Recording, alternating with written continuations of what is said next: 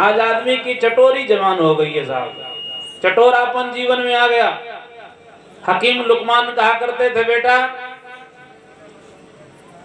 व्यक्ति अपनी कब्र जुबान के नोक से खोदता है, क्योंकि आज आदमी के जुबान पर संयम नहीं है, खान पान पर आदमी का नियंत्रण नहीं है, जो मन आता है सो खाता है। इतना दिव्य जीवन मना है, लेकिन आदमी केवल सारा जीवन खाने कमाने में गंवा देता है। किसी को कह दीजिए साहब, अरे बाबूजी आप तंबाकू ना खाइए, दादा तंबाकू ना खा, हाँ हम तोरे कमाई खाए रहे का। बताओ, अब बताओ, तंबाकू एक ऐसी दुर्व्यसन है। तंबाकू की खेती होती ना इधर साहब? नहीं होती। हाँ, उधर होती गोंडा की तरफ, हमने देखा था। हाँ, नहर मनकापुर की तरफ गोंडा, वो नहर पर तंबाकू सब फैलाई रहती है और सोरिये टहलती रहती हैं और उसी पर गंदगी करती रहती है। बाद में सब लपेट लपेट के रख दी जाती है और बांध के वो फैक्ट्री में चली जाती है। हाँ, अमुक छाप तंबाकू बड़ी स्वादिष्ट है। उसमें है क्या साहब? सोर की गंदगी है। कैसे कहें साहब? आदमी इन सभी का सेवन करता है, कैसे जीवन पवित्र रहेगा साहब? और बात पवित्रता की करता है, कैसे पवित्र जीवन हो सकता है? आज आदमी का जीवन पर संयम नहीं है, नियंत्रण नहीं है, खान पान पर नहीं है। इसलिए हमारे यहाँ शतायु का लोग होते थे, 100 वर्ष का जीवन लोग जीते थे, लेकिन आज 50 साल में आदमी की स्थिति कितनी दयनीय हो जाती है। शायद कुछ लोग हैं कि जो थोड़ा लंबी उम्र जी पाए, अल्प समय में आदमी संसार छोड़ दे रहा है, कहीं हार्ट अटैक हो रहा है, कहीं कुछ हो रहा है। आज आदमी का खान पान पर संयम नहीं है, बाड़ी पर नियंत्रण नहीं है। कहते हैं जैसा खाए अन्न वैसा बने मन, जैसा आहार वैसा विचार। खान पान को ठीक करना है, तब बात बनेगी साहब। लेकिन कैसे कहें, आज स्थितियां बड़ी गड़बड़ है। तो आज ये फास्ट फूड खा करके आदमी जीवन खराब कर रहा है। तो मेले में आकर्षण के केंद्र बने हैं साहब ये सब। जहर ही आदमी खा रहा है, न जाने क्या क्या लोग खिला दे रहे हैं, उसकी कोई गारंटी नहीं है। इसलिए हम तो निवेदन करते हैं कि अन्न में कोष की साधना करें, खान पान को ठीक करें, स्वस्थ रहें। ये बीमारी का बड़ा कारण है।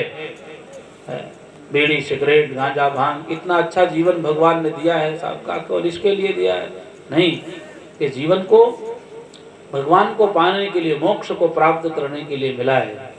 इसलिए हम इस पर चिंतन करें, विचार करें। अब क्या है, हम और उस पर ज्यादा नहीं जाएंगे। तो निवेदन क्या करना चाह रहे थे साहब? पहले मेले के आकर्षण के केंद्र कथा व सत्संग हुआ करते थे, हर जगह का सत्संग चला करता था। अगर नहीं होता तो लोग साहब कहते मेला मेला नहीं है।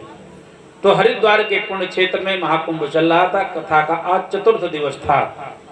व्यासपीठ पर विराजमान महर्षि धौम में अपनी कथा का श्री गणेश करते कि वहां प्रश्नकर्ता के रूप में उद्दालक ऋषि मौजूद थे। उन्होंने कहा, महाराज भक्तों को कहना है कि 4 दिन से कथा सुनते सुनते बड़ा आनंद आ रहा है।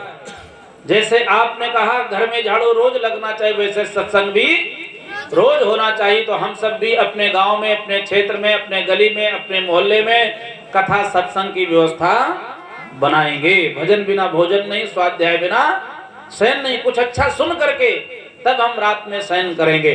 अच्छी चीजें सुन करके शयन करेंगे तो रात अच्छी बीतेगी, नींद अच्छी आएगी, सपने ऊट पटांग नहीं आएंगे। ऊट पटांग आदमी सोचता है तो रात्रि को ऊट पटांग सपने आते हैं।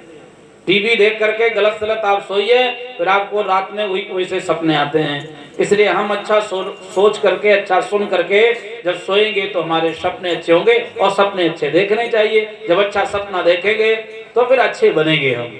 इसलिए अच्छा चिंतन रखेंगे तो हमारी सोच अच्छी होगी, फिर सपने भी हमारे अच्छे होंगे। और अच्छे सपने साकार होते हैं जब उनके लिए हम प्रयास करते हैं तब। इसलिए हम भजन बिना भोजन नहीं, स्वाध्याय बिना शयन नहीं। तो भक्तों ने कहा, महाराज हम कथा सत्संग की व्यवस्था बनाएंगे। आपने कहा अपने मन के को विचारों से बचाए रखने के लिए गायत्री महामंत्र का जाप करना चाहिए, तो हम सब भी गायत्री महामंत्र का जाप कहिए कि नहीं करेंगे? हाँ तो जोर से बोली ना साहब, जो करना वही बोल दिया करिए, ठीक है ना। पर महाराज एक बात ये नहीं समझ में आई कि गायत्री माता का आशीर्वाद प्राप्त करने के लिए, गायत्री महामंत्र का जाप करने के लिए हम घर बार को छोड़ करके हिमालय की कंदराओं में जाकर के बस जाएं, कि गंगा के किनारे झोपड़ी बना करके रहने, कि सरयू के किनारे चले जाएं, कि घर बार छोड़ करके साधु फकीर बन जाएं, कि हम गृहस्थ में रहते हुए आदि शक्ति की उपासना कर सकते हैं, गायत्री माता की फोटो की स्थापना अपने परिवार के कल्याण के लिए कर सकते हैं। गृहस्थ में रहते हुए कैसे हम अपने जीवन को सुखमय बनाएं, जरा इन बिंदुओं पर प्रकाश डालें। कथा व्यास ने कहा, श्रोताओं 4 दिन से कथा सुनते सुनते आपके मन में वैराग्य का भाव जागृत हो रहा होगा, सो तो आज हम थोड़ी सी इन्हीं बिंदुओं पर चर्चा करेंगे। वैसे मित्रों, आज का तो जो समय है ये विराम का कह रहा है, क्योंकि 10:15 बज गए, तो इसलिए इस पर हम और लंबी चर्चा नहीं करेंगे। ये गृहस्थ जीवन की कथा कम से कम समेटते हैं तो 4 घंटे लगते हैं। थोड़ी सी चर्चा हम करके फिर संस्कारों की चर्चा करके कथा को विराम की ओर ले चलेंगे, क्योंकि ये लंबी कथा है, उतना हम लंबा नहीं कर पाएंगे, नहीं तो फिर रात में 2 बजे तक बैठना होगा। तो निवेदन क्या कर रहे थे, कथा व्यास ने कहा कि आपके अंदर वैराग्य का भाव जागृत हो रहा होगा, इसलिए हम थोड़ी सी चर्चा आज इन बिंदुओं पर करेंगे। हमारे ऋषियों ने 4 आश्रम बनाए, ब्रह्मचर्य, गृहस्थ, वानप्रस्थ और सन्यास। जीवन को 4 भागों में बांटा। कितने भागों में?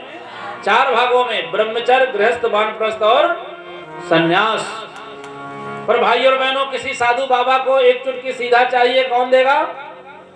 कौन देगा? गृहस्थ। कहीं मंदिर, मस्जिद, गिरजा घर, गुरुद्वारा बनना है, किसके पैसे से बनेगा? गृहस्थ। किसी साधु बाबा को लंगोटी चाहिए, सन्यासी को कौन देगा? गृहस्थ। गृहस्थ के अलावा और किसी के पास कुछ देने को नहीं है। दुनिया में जितने भी काम हो रहे हैं सभी गृहस्थों के बल पर हो रहे हैं साहब, इसी पर सभी टिके हुए हैं। सारे आश्रम गृहस्थ पर ही निर्भर हैं। और तो और परम पूज्य गुरुदेव युग ऋषि वेद मूर्ति तपोनिष्ठ पंडित श्री राम शर्मा आचार्य जी कहा करते थे, बेटा